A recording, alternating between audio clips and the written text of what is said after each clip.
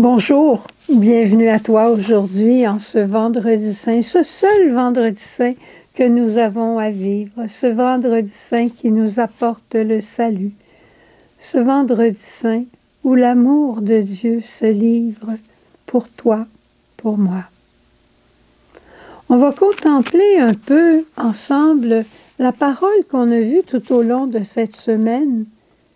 On va contempler aussi les paroles de Jésus en croix et son côté ouvert. Depuis le début de la semaine, dans Isaïe, dans la première lecture, on avait les chants du serviteur. Lundi, le serviteur était soutenu par Dieu son Père pour l'alliance. La croix, c'est le lieu de l'alliance entre Dieu et l'humanité. Et quand on lève notre regard vers celui qu'on a transpercé, on comprend l'amour de Dieu et on arrête de se regarder, mais on accueille l'amour qui nous est livré. Mardi, le serviteur, il parle qu'il vient porter la lumière. Jésus est celui qui donne sens à notre croix. Notre croix, elle est là pour nous unir à Dieu et elle est là pour nous unir avec nos frères. Encore une fois, qui regarde vers lui resplendira. Il aura la lumière. Mercredi, le serviteur, il est confiant qu'il souffrira pour apporter le réconfort. Une croix accueillie, assumée, utilisée, elle est là aussi pour porter réconfort à nos frères. Ce n'est qu'en souffrant qu'on comprend ceux qui souffrent. Il faut être privé de quelque chose pour comprendre l'autre qui en est privé. Être à bout de force pour comprendre celui qui est épuisé. Avoir tel péché, telle faute, tel manquement pour comprendre celui qui a le même. Et aujourd'hui, on contemple dans la première lecture le serviteur souffrant. À la suite de l'épreuve endurée par son âme, il verra la lumière et sera comblé, l'annonce de la résurrection. Par sa connaissance, le juste, mon serviteur, dit le Seigneur Père, justifiera les multitudes en s'accablant lui-même de leurs fautes. C'est le Père qui nous dit, mon Fils, il prend tous les péchés de l'humanité, les tiens, chacun des tiens les plus cachés, ceux que tu ne veux même pas donner, il les prend. Si tu dis aujourd'hui, je me remets entre tes mains, moi aussi. Cette parole, je me remets entre tes mains, est une des 7 paroles.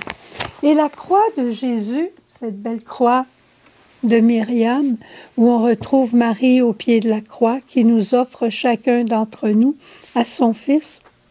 La croix est l'évangile des petits. Je dirais l'évangile de ceux qui ne savent pas lire, mais qui comprennent avec le cœur.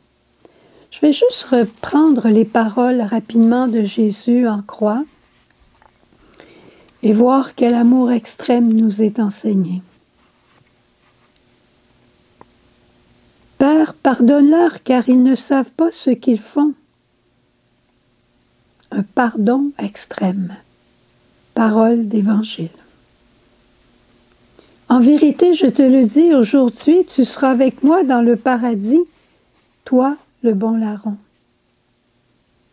Compassion extrême de Jésus, parce que le bon larron venait de dire, souviens-toi de moi quand tu reviendras dans ton royaume.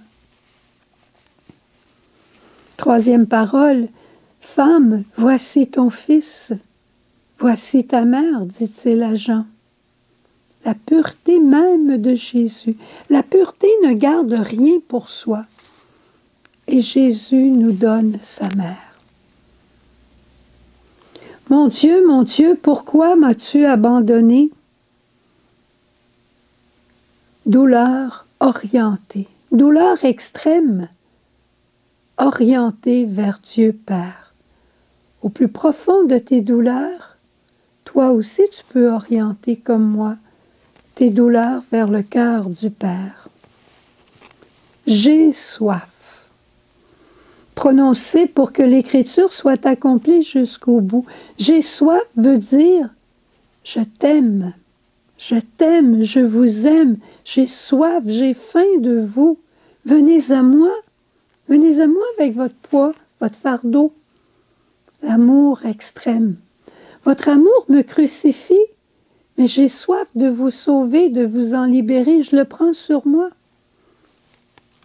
6e parole, tout est achevé.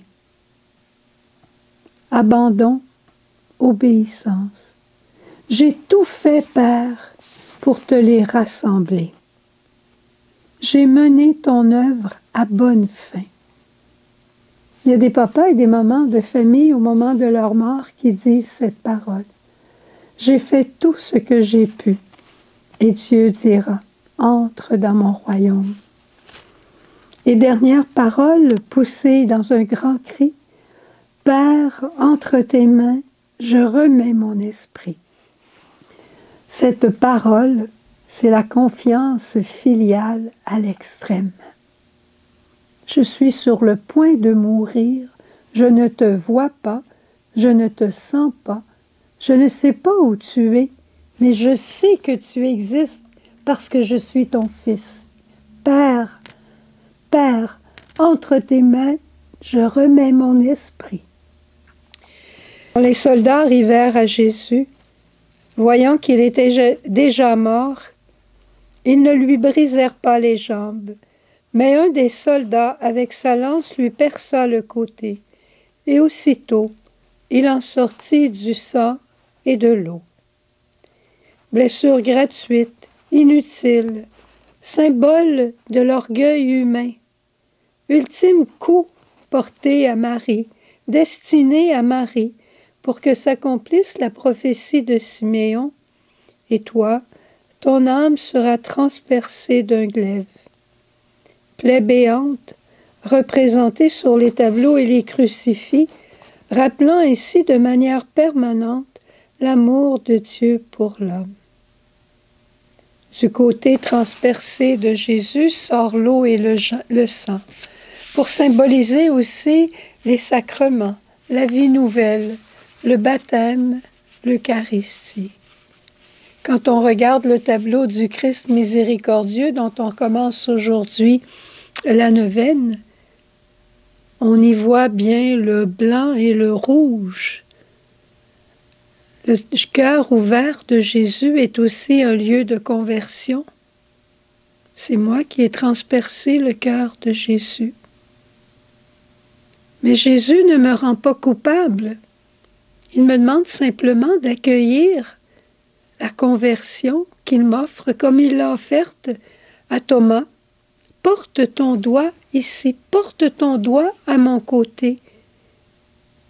Deviens croyant. C'est ce que Jésus nous invite à vivre aujourd'hui. La blessure du côté de Jésus est plaie de miséricorde, plaie de conversion. Demandons au Seigneur aujourd'hui d'élever notre regard vers celui que nos fautes ont transpercé, mais que notre cœur veut aimer de toutes ses forces, qui regarde vers lui, resplendira de l'amour qui lui a été donné pour qu'il le donne aux autres.